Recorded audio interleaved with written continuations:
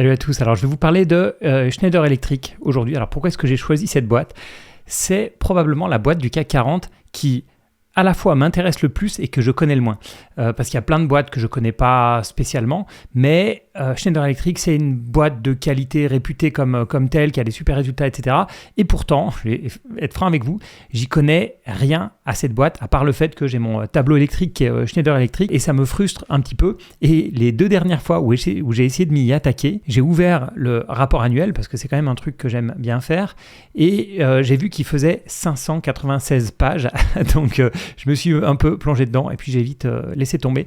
Donc ce que je vais faire avec vous aujourd'hui, c'est que je vais prendre les infos zone bourse, évidemment, qui sont accessibles, qui sont beaucoup plus pratiques à regarder en termes de chiffres et d'informations sur la société. Et j'irai quand même chercher des renseignements dans le rapport annuel parce que c'est évidemment beaucoup plus dense. 600 pages sur une boîte, vous imaginez un peu le niveau de détail. Alors, je vous demande d'être indulgent parce que je pars vraiment de pas grand-chose, notamment en termes business. Après, en termes de chiffres, c'est assez facile de se faire une idée sur la boîte, mais en termes de business, je pars de très très loin. À part des produits électriques standards, je ne sais pas exactement ce qu'ils font, c'est ce qu'on va voir aujourd'hui. On va voir donc les chiffres et puis la partie un peu business, la partie tendance, etc. Mais honnêtement, et je pense qu'on le verra à la fin, je ne serai pas serein même après avoir passé ce temps-là avec vous sur ce type de documents. On va donc commencer par Zone Bourse, et d'ailleurs en parlant de Zone Bourse, autant que je vous fasse la petite pub tout de suite, il y a en ce moment une promo de 40% sur tous les abonnements qui se termine dans 12 jours. Voilà. Donc 12 jours au moment où je tourne.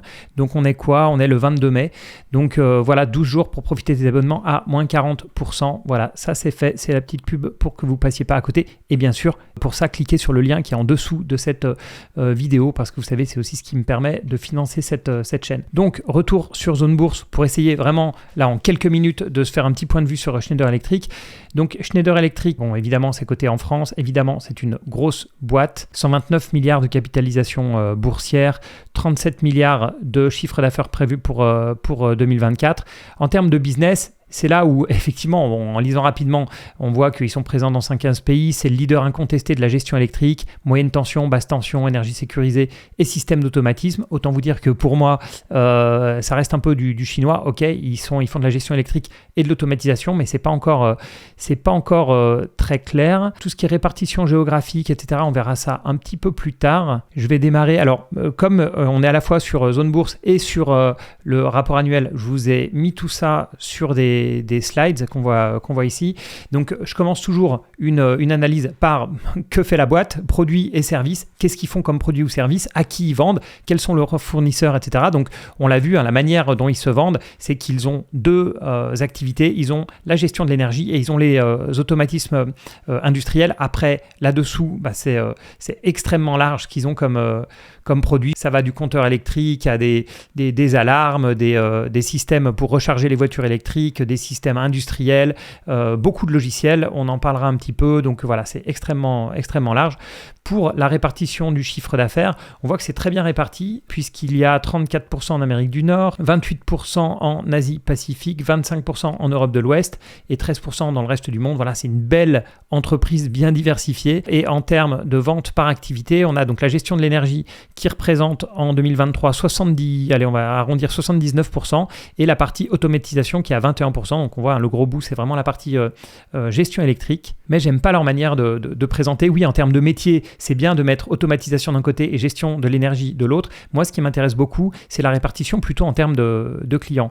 Pourquoi ? Parce que quand on réfléchit en termes de clients, et eux le mettent, mais il faut chercher l'information un peu plus partout dans le rapport annuel, on voit qu'ils ont dissocié leur marché en 4 marchés finaux, parce qu'il faut rappeler quand même que Schneider Electric, c'est du B2B. Ils vendent ça à des électriciens, à des installateurs, etc., qui ensuite mettent ça sur place chez des particuliers, dans des usines, dans des hôtels, dans des hôpitaux, etc.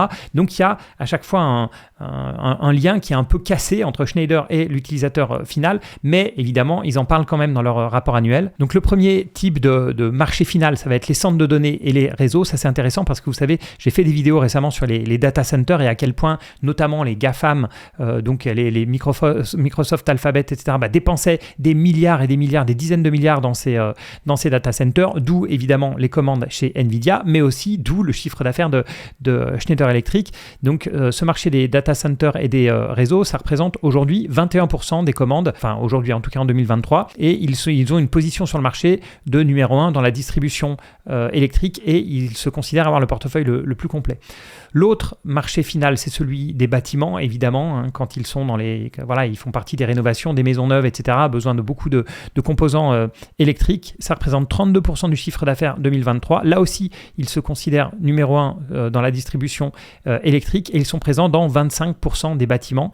Vu que leur chiffre est apparemment mondial, c'est quand même monstrueux. Être présent sur un bâtiment sur 4 dans le monde, c'est assez dingue. Le quatrième marché, c'est le marché final de l'industrie, dans les usines, dans les entrepôts, etc., qui représente 34% des commandes en 2023. C'est vraiment énorme, et c'est pour ça que je vous parlais tout à l'heure des data centers. Ce qui est marrant avec cette boîte, comme toute boîte qui fait du B2B, c'est quand on voit du CAPEX, c'est-à-dire des capital expenditures, c'est-à-dire des investissements dans les autres boîtes, ça tombe chez qui? Ça tombe notamment chez Schneider Electric. Donc quand les industriels sont obligés de construire de nouvelles usines, de moderniser leurs usines, c'est la même chose évidemment dans les bâtiments, quand on est obligé de rénover des bâtiments, d'en construire de nouveaux, etc. Tout ça qui est du CAPEX, je ne sais pas, parce que LVMH rachète des boutiques, il y a des boîtes qui achètent des hôtels, il y a des entrepôts, des data centers, etc.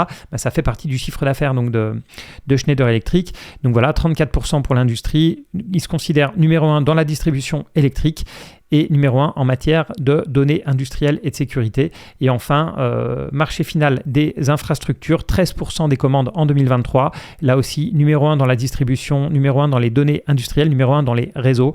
Donc Schneider, c'est un leader, et le leader dans pas mal de marchés, notamment de la gestion électrique. Ensuite, point important que je n'avais pas noté, parce que quand je vous dis que je connais pas grand-chose à Schneider Electric, c'est pas pour m'amuser et faire un effet d'annonce. Je n'avais pas réalisé à quel point l'aspect logiciel était important. Donc ils ont finalisé très récemment l'achat d'Aviva. Aviva qui était une filiale, en fait, ils ont racheté un bout d'Aviva, ils ont racheté finalement les minoritaires récemment, donc c'est maintenant totalement intégré dans le groupe, et on verra d'ailleurs que le nouveau DG, c'est un ancien d'Aviva, qui sont donc spécialisés dans les logiciels. Ils ont fait plusieurs rachats dans les logiciels comme ça. L'idée, c'est que c'est super d'être installateur et de donner, ils sont pas installateurs, mais d'avoir tous les composants pour des processus pour améliorer la productivité dans les usines, pour améliorer le confort dans des bâtiments, dans des hôpitaux, dans des hôtels, etc.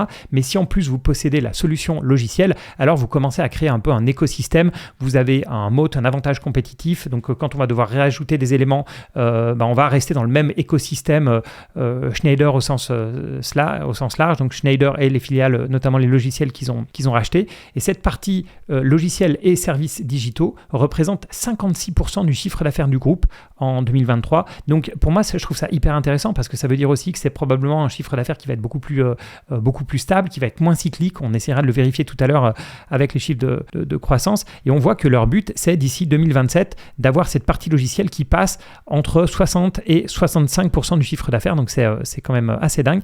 Et 80% d'ici 2027. Donc on voit que Schneider, qui paraît être une boîte à la base industrielle, c'est une entreprise qui est en train de totalement se transformer, notamment au travers d'acquisitions, comme je vous le disais, mais ce n'est plus la même boîte quand on a une partie digital, services digitaux, logiciels, etc., qui passe de 56% à, dans leur rêve, 60, 65%, 80%, c'est qu'on n'aura plus, déjà on n'a plus la même boîte aujourd'hui qu'il y a 5 ou 10 ans, et ce sera plus non plus la même boîte donc on est 2027, donc dans 3 ans. Ensuite, donc là j'ai parlé clients, donc je vous l'ai dit, clients B2B, mais on a aussi des clients finaux, donc ils vendent leur système, leur matériel, si vous voulez, donc à des gens qui vont les installer. Et la partie logicielle, c'est ça qui est sympa aussi, c'est que la partie logicielle, on n'a plus d'intermédiaire, c'est-à-dire que le client final, donc le client final étant, je dis n'importe quoi, Amazon pour un entrepôt par exemple. Avant, ils avaient l'installateur qui venait installer tous les robots, etc., toute cette partie-là, mais maintenant, ils vont avoir des logiciels Schneider, c'est-à-dire que ça rapproche en fait le client final de Schneider, là où avant, ils voyaient juste un composant, et ça, c'est quand même un gros atout. Du côté des fournisseurs, donc pour revenir vite fait sur les clients, donc on voit base de clients extrêmement large, non seulement en termes de pays, mais même vu qu'ils vendent à tout le monde dans plein de branches différentes, etc., leurs clients, c'est énorme. Donc, il n'y a pas de risque qu'il y ait un, deux, trois clients qui leur pètent dans les doigts parce qu'ils représentent, je sais pas, 20% du chiffre d'affaires et que ça mette tout par terre. Du côté des fournisseurs, pareil, pas gros risque non plus. Ils ont plus de 53 000 fournisseurs à travers le monde, donc ils ne sont pas non plus dépendants. Vous savez, je vous prends souvent comme exemple les semi-conducteurs qui ont souvent un ou deux fournisseurs et qui ensuite vendent à un ou deux ou trois clients, donc avec des risques comme ça, clients-fournisseurs qui sont vraiment énormes. Ici, ce n'est pas le cas avec Schneider, ni du côté fournisseur, ni du côté client. Ensuite, en termes de taille de marché, donc c'est un marché qui représente aujourd'hui à peu près 400 milliards d'euros et qu'ils estiment en croissance de 6 à 7% de 2023 à 2027. Donc, ils vont nous expliquer pourquoi. C'est lié à 5 méga-tendances. Mais donc, voilà, le marché lui-même a une certaine croissance. Donc, s'ils arrivent à garder leur part de marché, ils devraient avoir une croissance d'à peu près 6 à 7% du chiffre d'affaires. Et s'ils arrivent à gagner des parts de marché, bien sûr, ils arriveront à être mieux que ça. Si on jette un petit coup d'œil à la croissance, alors on parlera des marges plus tard. Les marges, c'est les lignes jaunes et verts sur les graphiques zone bourse. Le chiffre d'affaires, ce sont les barres noires ici.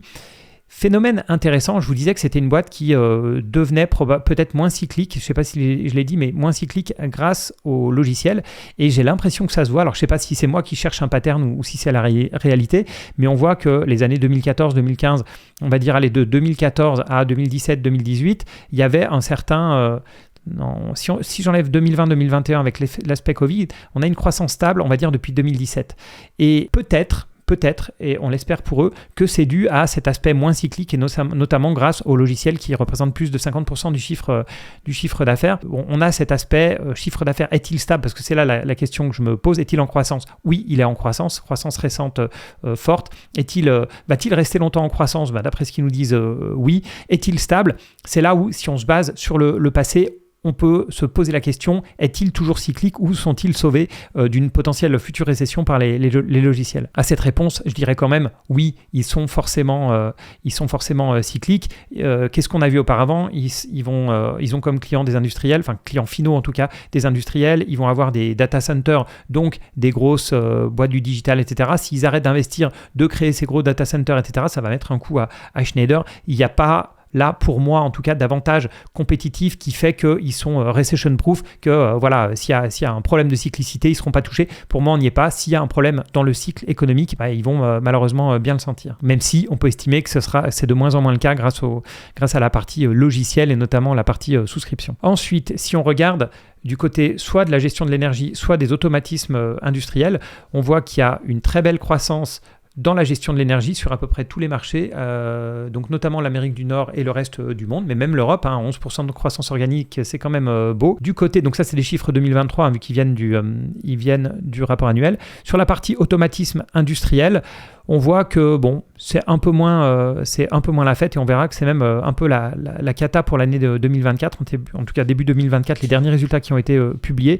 Donc voilà, leur point fort, c'est vraiment la gestion de l'énergie. Ensuite, pour le reste de la croissance, je vous avais dit qu'ils estiment que leur marché va passer de 400 milliards à 500 milliards, donc de 2023 à 2027. Et ils ont comme guidance, comme on dit, donc ils ont pour objectif une croissance organique de l'EBITDA. Donc c'est pas l'EBITDA, là c'est l'EBITDA, mais c'est pas grave, on va prendre ça comme un chiffre de résultat opérationnel 2024 qui serait entre 8 et 12%. Et comment ils font ça dans un marché qui, on l'a vu, est plutôt à 6-7% de croissance? Il y aura une croissance organique du chiffre d'affaires compris entre 6 et 8%, donc ils ne se voient pas spécialement gagner des parts de marché ou très très légèrement gagner des parts de marché, mais c'est plutôt en ligne avec le marché mondial de l'électricité. Mais ils estiment qu'ils vont avoir une croissance de la marge qui va être comprise entre 40 et 60 points de base.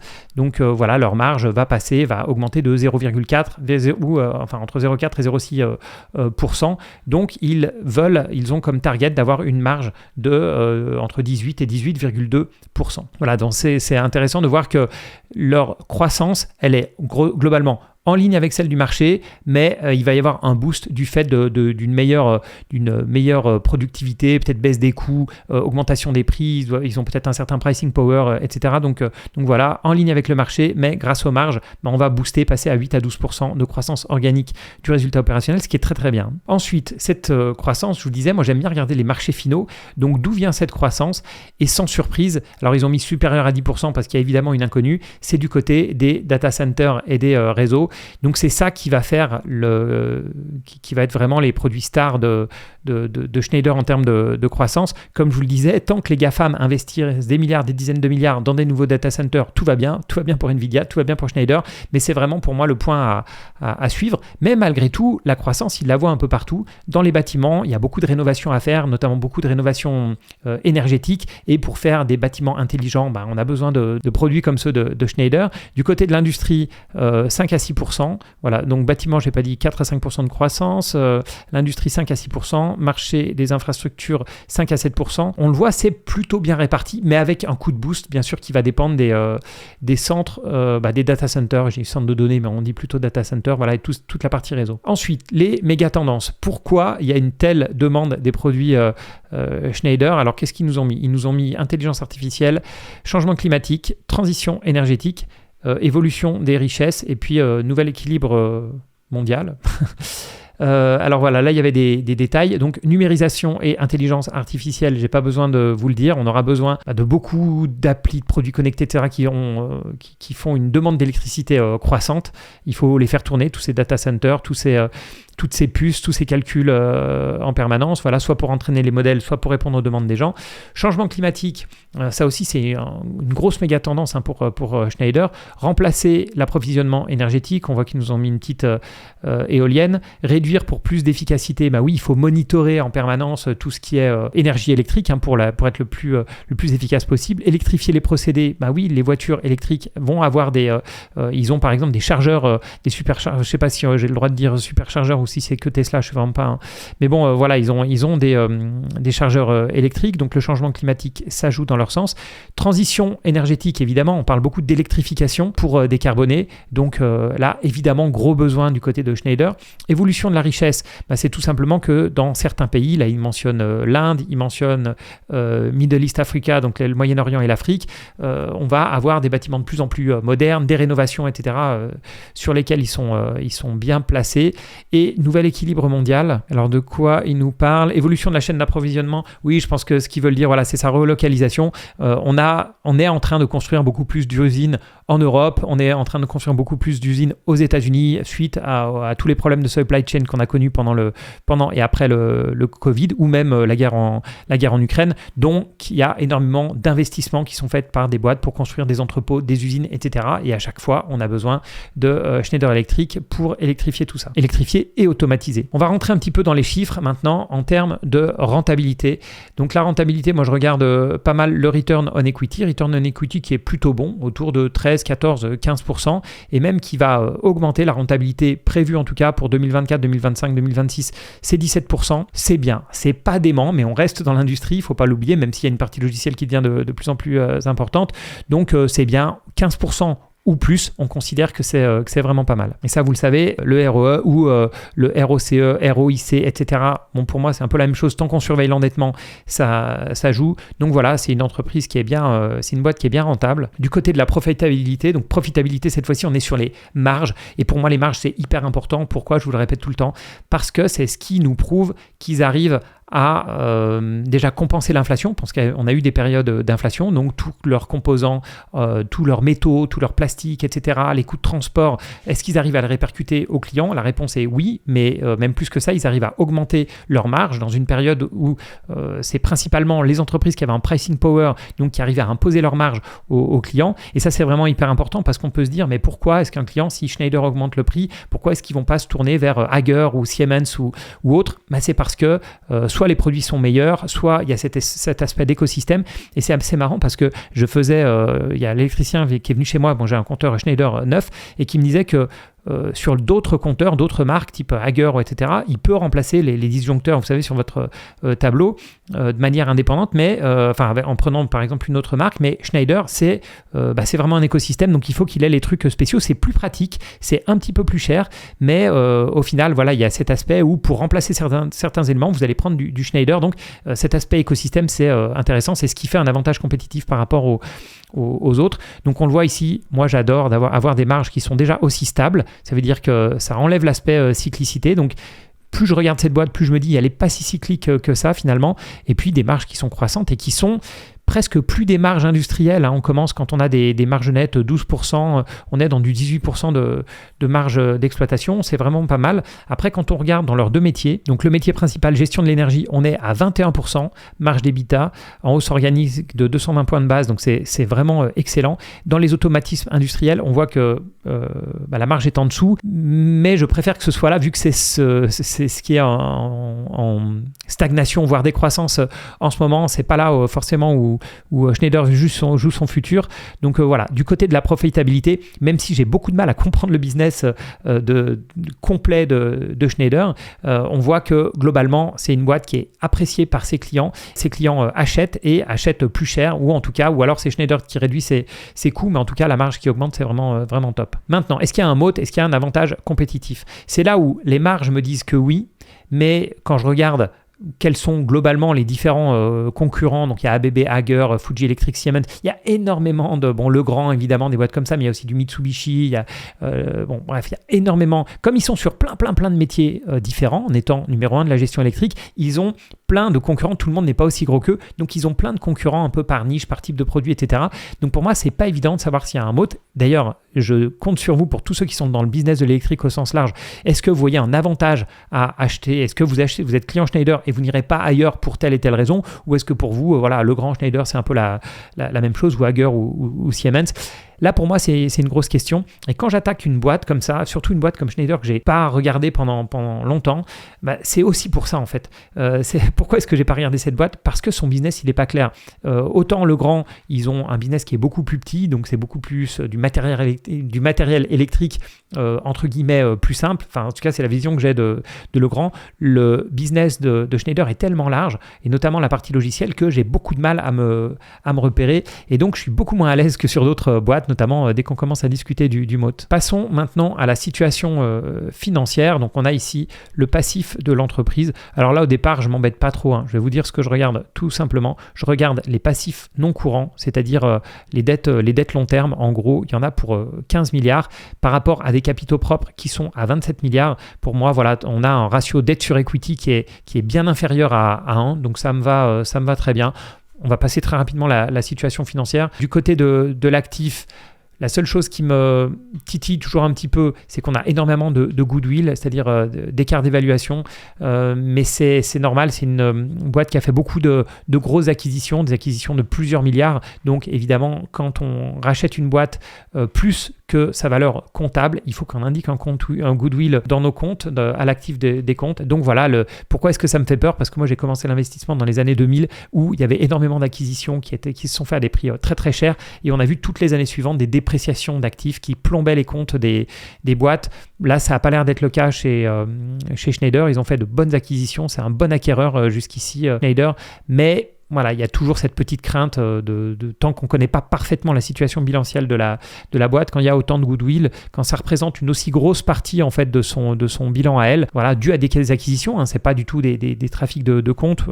C'est là où quand on fait une analyse rapide comme je suis en train de faire aujourd'hui, c'est pas ce qui rend le plus à l'aise. Ensuite, donc sur la situation financière, alors là j'ai mis un peu plein de copies d'écran avant d'attaquer sur le cash flow.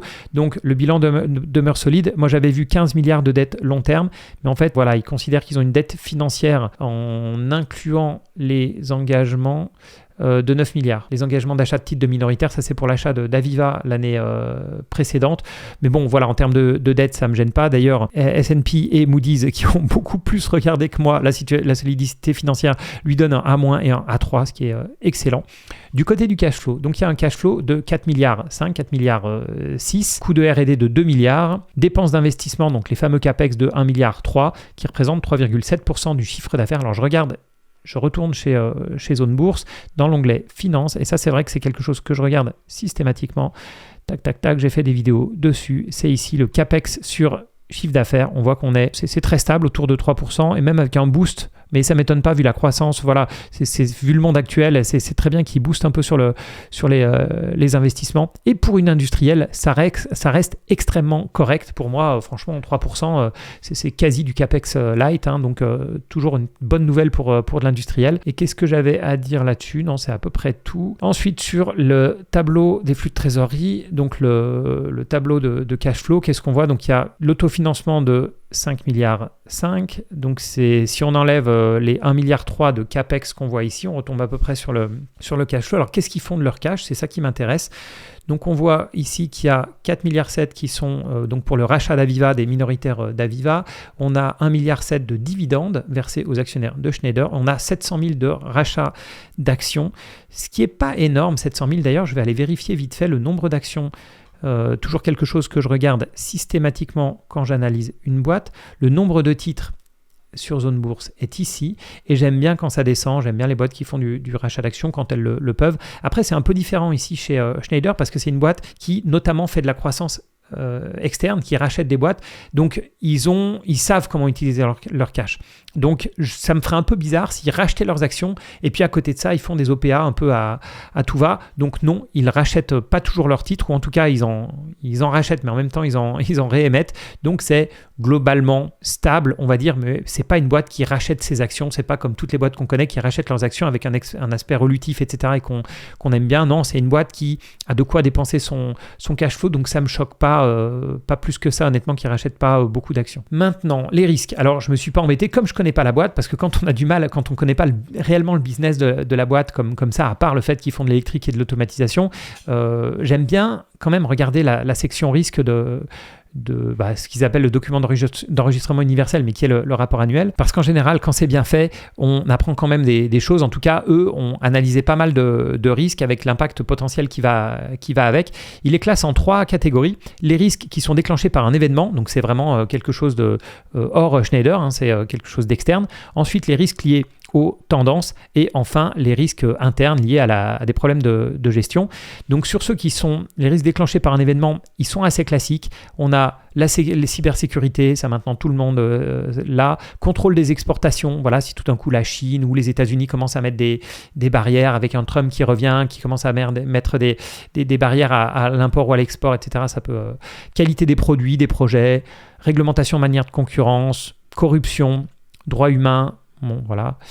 Ensuite, risques liés aux tendances. Donc, on a les évolutions technologiques, IA générative, perturbations opérationnelles dues à le côté géopolitique, nouveau paysage concurrentiel, la chaîne d'approvisionnement, effectivement, évolution des offres de logiciels et de services numériques, s'ils se font doubler un peu par quelqu'un. En gros, il n'y a rien qui me choque. On n'est pas dans un business qui est extrêmement risqué. Il faut qu'ils chopent bien les tendances, hein. C'est ça pour moi le plus gros risque. Mais jusqu'ici, ils sont vraiment bien dedans. Donc, on n'a pas de risque.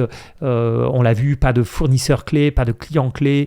Donc voilà, rien de spécifique de ce côté-là. Si on passe maintenant au management, donc il y a eu un changement récemment, puisqu'ils ont divisé la fonction de PDG entre président et puis directeur général président d'un côté et directeur général de l'autre. Il y a Jean-Pascal Tricoire qui était le PDG historique donc de Schneider, qui a laissé le siège du DG, donc qui est vraiment la partie exécutive opérationnelle, à Peter Herweck. Je ne sais pas si je prononce bien, et lui donc est plutôt du côté président.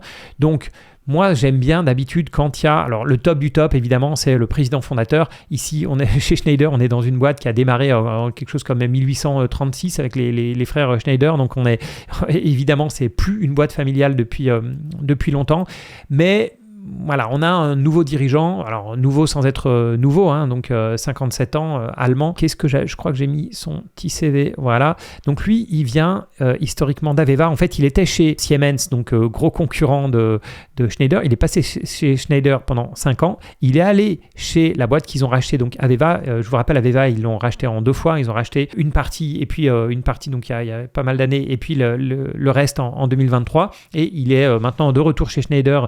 Donc ce qui est bien, c'est qu'Aveva, c'est la partie logicielle aussi. Donc voilà, il est bien placé pour mettre le paquet là-dedans. Donc voilà, c'est sûrement un très bon manager. Après, on n'a pas l'aspect skin in the game qu'on aime bien. Le côté, alors c'est sûr que c'est un ancien de chez Schneider, hein. Je veux dire, il a Schneider tatoué dans le dos, ça a l'air d'être assez clair. Mais de l'autre côté, on n'a pas la personne qui a toute sa fortune investie dedans, qui a mis toutes ses tripes, etc. Ça reste un directeur général. Ce que j'ai trouvé bien dans le rapport annuel, alors donc je vous parlais du rapport annuel qui a 600 pages. Les rapports qui ont 600 pages, c'est un cauchemar. En fait, les rapports annuels, s'il est très court, c'est super quand vous ne connaissez pas la boîte, parce que comme ça, vous savez qu'en 90 pages, vous allez faire, en plus vous enlevez un peu les trucs à droite à gauche, vous avez 50 pages importantes, et puis vous connaissez beaucoup de choses sur la boîte. Quand c'est 600 pages, déjà il y a une inflation énorme des rapports annuels. Pourquoi ? C'est notamment l'aspect green, durable, etc., social, enfin tous les aspects ESG. Et pour le coup, Schneider, ils sont au top là-dedans. Donc ils ont blindé de ESG dans tous les sens. Donc ce qui fait qu'on passe d'un rapport annuel de quoi ? Les 150 pages, 200 pages à 600 pages. Mais ce qui est bien, c'est que si c'est une boîte que vous connaissez énormément, vous allez malgré tout trouver pas mal de choses. Donc tout est hyper bien détaillé. Je vous ai montré les risques tout à l'heure, mais sachez que c'est hyper détaillé dans le rapport annuel si vous voulez jeter un coup d'œil. Pareil sur la rémunération, comment elle est calculée. Là, je vous ai mis deux trucs du slide parce que je vous ai dit, c'est un DG interne, c'est un salarié si vous voulez, même s'il a des parts de Schneider. Donc c'est important de vérifier que sa rémunération elle est vraiment en ligne avec la mienne si je deviens actionnaire un jour. Et on voit qu'ils n'ont que le management n'a que 24% de sa rémunération qui est fixe sans lien avec la performance. On a ensuite 24% qui est une rémunération variable payée en cash mais variable, donc liée à la performance. Donc vous voyez ça marche, c'est un quart qui est fixe et en cash, il y a un quart qui est variable et en cash, et il y a 52% qui est en action, en lien avec la performance long terme principalement, voilà, donc avec des objectifs sur 3 ans. Et bon, je vous laisserai regarder, je ne vais pas détailler, mais la rémunération variable, c'est le chiffre d'affaires, la marge, taux de génération de trésorerie, l'aspect durable, etc., etc. Le long terme, c'est le bénéfice par action ajusté, les émissions de CO2. Donc voilà, c'est super bien détaillé et c'est toujours rassurant de voir ça, de voir que voilà, ils y ont pensé, c'est bien fait. Je vous parlais de Boeing dans une vidéo précédente où on voyait que c'était vraiment n'importe quoi chez Boeing. Là, au moins, c'est clean, c'est bien fait. L'actionnariat, quand je vous disais que c'est plus une boîte familiale depuis longtemps, voilà, c'est la grosse multinationale côté européenne classique, c'est-à-dire 80% dans le public, petite partie de 2,5% chez les salariés, puis après BlackRock à 7,8%, après on a Sun Life, on a les salariés, non, je vous ai dit quoi ? Non, je vous ai dit 2,5% sur les salariés, non, ça c'est sur l'autocontrôle, donc c'est des actions qui ont été rachetées par Schneider et pas encore détruites ou données aux salariés, et les salariés, eux, détiennent 3,7% du capital, ce qui est pas mal. Donc 47% quand même d'Européens au capital, les Américains pour 30%, et puis après le reste c'est réparti. Bon là, pas d'actionnaire de référence, c'est là où j'aurais aimé voir que le patron a 5%, mais bon, évidemment sur des boîtes à plus de 100 milliards, quand c'est pas le fondateur, c'est impossible. Donc voilà, sur l'actionnariat, rien à dire de ce côté-là. Ah oui, je voulais quand même vous montrer un document que j'ai trouvé vraiment pas mal, qu'on voit rarement dans les rapports annuels. C'est la répartition des revenus par partie prenante. Et c'est vrai que vous savez, il y a beaucoup de gens qui disent « Oui, c'est dégueulasse, les actionnaires, ils se prennent tout l'argent. Oh, les dividendes, c'est une honte, etc. » Et je trouve ça super qu'ils aient mis ça, parce que ça nous détaille vraiment où vont les 35 ou 36 milliards de chiffre d'affaires. On voit que les salariés en gardent 10, donc 10 milliards qui va dans la poche des salariés. On a l'État qui prend 1,3 milliard. On a des dons de 24 millions, voilà. On a les actionnaires sous forme de dividendes qui ont 1,7 milliard, on l'a déjà vu. Des frais bancaires, 300 millions, c'est pas négligeable. Et puis, bien sûr, tout ce qui est achat, etc., donc qui représente la grosse partie donc de matières premières quasiment. Matières premières ou, des achats quoi pour 20 milliards. Ensuite, on voit, qu'est-ce qu'on voit ? Financement externe, l'autofinancement, bref, c'est des choses qu'on a déjà vues. Mais je trouve ça sympa de voir, voilà, oui, les salariés prennent une grosse part du gâteau et c'est bien normal. On a l'État qui prend une part de gâteau finalement, voilà, je sais pas si c'est correct ou pas, mais en tout cas voilà, si c'est quand même pas mal de financer l'État à 1,3 milliard, je sais pas pourquoi j'ai dit ça, et puis les actionnaires 1,7 milliard, donc voilà, toujours intéressant ce slide, c'est rare de le voir, mais comme je vous disais, ils sont à fond sur l'aspect social, etc. Schneider, donc on trouve des trucs sur les 600 pages, on trouve des trucs qu'on voit rarement ailleurs. Nous voici maintenant à la valorisation. Alors on l'a vu, c'est une boîte qui est saine en termes de finances. On a vu que c'est une boîte qui avait une belle croissance, très répartie en termes de base de clientèle, très répartie géographiquement, qui est poussée par des méga tendances, etc. Je pense que ça ne va pas vous surprendre si je vous dis qu'elle est chère. Donc si on regarde le multiple de cours sur bénéfice pour 2024, le PER, on est à 29. 29, c'est plutôt élevé si on regarde la moyenne historique, mais le Schneider Electric d'aujourd'hui, c'est plus le Schneider Electric de 2014, 2016, 2017 qui se traitait entre 17 et 22. Donc c'est bien logique qu'elle traite à ces niveaux-là. Elle est même moins chère que 2020, 2021, bien sûr, où ce type de valeur s'arrachait. Elle est au-dessus de sa moyenne sur 10 ans, mais ça me choque pas. Alors mince, vous voyez ma tête ici, donc je vais déplacer, ouais. Le PER 2024 de Siemens est lui de 17. Donc Siemens se paye beaucoup moins cher et ABB un petit peu moins cher aussi, 25 au lieu donc de 29 ici. Mais si on va voir un peu les Siemens, alors je suis pas non plus j'aime pas trop ce type de boîte, hein, vous l'avez compris, donc c'est pour ça que c'est pas les boîtes que je connais le mieux, mais si je vais voir vraiment en 2 secondes Siemens pour comprendre pourquoi elle se paye aussi peu cher, vous voyez qu'au niveau des marges, déjà ça n'a rien à voir, on n'a pas du tout une belle courbe croissante, on voit à quel point c'est très cyclique, chiffre d'affaires pareil, très cyclique. Évidemment, si je vais du côté des dettes, c'est pareil, on a des dettes qui n'ont rien à voir, qui sont beaucoup plus lourdes, on a un gros effet de levier, on voit bon, la dette est réduite, mais ils ont été extrêmement endettés auparavant, donc en avoir une qui se paye 17 de PER donc pour Siemens, 29 de PER pour Schneider, ça me choque pas. Voilà, comme toujours, on a une qualité, c'est un peu comme le triptyque Kering, Hermès et LVMH sont plutôt dans l'ordre Kering, LVMH, Hermès, avec des niveaux de PER qui varient en fonction de la qualité. Ici, c'est exactement la même chose entre Siemens, ABB et Schneider. Donc, vu que je me suis basé beaucoup sur les chiffres du rapport annuel qui sont sur les chiffres 2023 et qu'il y a une publication de résultats en attendant, en tout cas de chiffre d'affaires, je vous ai quand même mis le slide qui a été présenté lors de la dernière annonce de chiffre d'affaires et on voit que la croissance organique a été très bonne sur la partie gestion de l'énergie, beaucoup moins bonne avec une décroissance sur la partie automatisation. Et quand je vous dis que je ne connais pas le business de cette boîte, c'est vraiment clair pour moi quand je regarde ça, parce que je lis donc le transcript de l'annonce de résultats pour voir, tiens, est-ce que c'est une surprise, cette baisse sur l'automatisation, d'où ça vient, etc. Et en fait, quand je lis ce qui est marqué, je ne comprends pas. C'est-à-dire qu'il nous explique que l'Amérique du Nord est en baisse, donc sur l'automatisation, hein, est en baisse de 10%, 16% sur l'Europe, mais que c'est dû au discrete automation. Voilà, et au timing de l'intégration d'Aveva, qui apparemment est un peu mal tombé, a fait baisser les chiffres. Voilà, donc c'est typiquement la différence entre quand on connaît le business d'une entreprise, qu'on a passé du temps à l'étudier, ce que je n'ai pas fait, hein, puisque là, j'ai surtout fait des copier-coller pour faire ces slides avant de lancer le bouton d'enregistrement. Donc je vois que j'ai encore beaucoup de boulot là-dessus. Le boulot qui me manque, c'est pas sur les chiffres sont bons. Les méga tendances, ça me paraît assez clair. Pour moi, c'est la compétition, qui sont les concurrents, sur quel domaine, et comprendre réellement la partie logicielle, la partie produit physique et voilà, et qu'est-ce qui se passe sur l'automatisation. Alors j'ai bien compris en regardant les questions des analystes, etc., que c'était anticipé, voire même que c'était pas si mal comparé à ce qui était attendu, mais c'est pas pour ça que je comprends beaucoup mieux.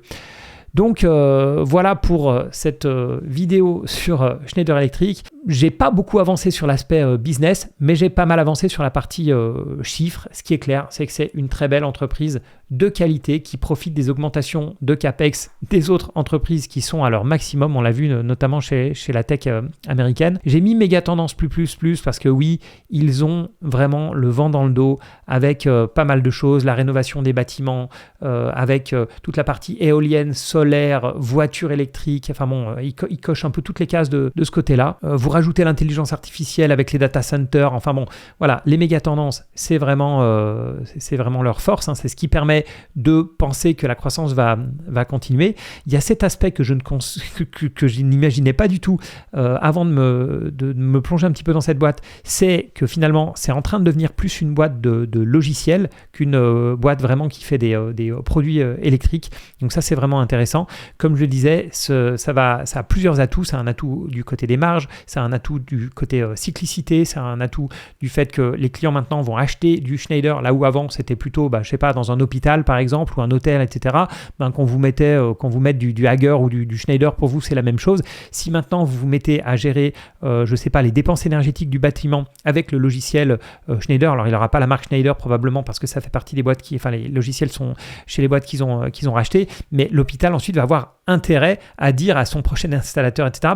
Nous on tourne avec Schneider pour toute la partie gestion du bâtiment, automatisation du bâtiment, etc. Donc ça c'est la partie intéressante. Donc effectivement moins de cyclicité, parce que moi qui ne suis pas fan des industriels, notamment à cause de ça, on voit que c'est c'est plutôt pas mal chez Schneider. J'aime pas les industriels non plus qui ont des capex trop élevés. On voit ici que les capex ne sont pas trop élevés. La partie avantage compétitif, pricing power, c'est pas vraiment clair, mais les marges nous font dire que la boîte en a, voilà, qu'ils arrivent à imposer leurs produits à leurs clients et leur prix à leurs clients. Parmi les bémols, je mettrais quand même qu'ils font beaucoup d'acquisitions, qui ont marché jusqu'ici, mais les acquisitions, c'est toujours à double tranchant. À un moment, on va acheter un peu à un pic du cycle, on va payer cher, on va beaucoup s'endetter, etc., juste avant une récession, et ça peut faire très très mal à certaines boîtes. Donc là, jusqu'ici, tout est beau, tout est rose. J'ai vu tout à l'heure que vraiment au moment avant de lancer l'enregistrement, que finalement, ils ne comptaient plus acheter Bentley Systems, mais voilà, qui était aussi un potentiel achat de plusieurs milliards. Donc voilà, cette partie acquisition, ouais, super, bravo les gars, vous avez fait des super trucs dans le passé, notamment pour la partie logicielle. Pour le futur, si un jour j'ai cette boîte en portefeuille, il y aura toujours cette crainte que voilà, ils annoncent un rachat et est-ce que le marché va bien le prendre, pas le prendre? Il y a toujours un peu le côté surprise. Est-ce que le marché va considérer qu'ils payent trop? Est-ce que le marché considère qu'ils deviennent trop endettés, etc. Donc ce côté acquisition, ça me fait, voilà, c'est pas là où je suis le plus à l'aise. Après au niveau valorisation, elle est pas chère, mais d'un autre côté, c'est aussi mérité ce PER de 29. Donc je vais pas l'acheter sur des critères de valorisation. Et surtout, qu'est-ce que j'ai mis en dessous? Là, je vois pas à cause de la caméra. Beaucoup de travail. Oui, il me reste pas mal de choses à faire, mais ce travail que j'ai fait jusqu'ici, il me dit voilà, ça vaut le coup de continuer parce que c'est vraiment une boîte intéressante, mais j'ai besoin, pour être à l'aise, pour comprendre les annonces de résultats, j'ai besoin de comprendre un peu plus leur business. Voilà, si vous connaissez un peu le business, mettez-moi ça en commentaire, ça m'intéresse énormément, et puis dites-moi ce que vous pensez de ce type de vidéo, est-ce que ça vous intéresse? J'ai l'impression que c'est un peu trop long, hein. Là je vois le timing qui passe, je pense que c'est un peu trop long, mais dites-moi ça en commentaire. Voilà, merci à tous, à bientôt, ciao.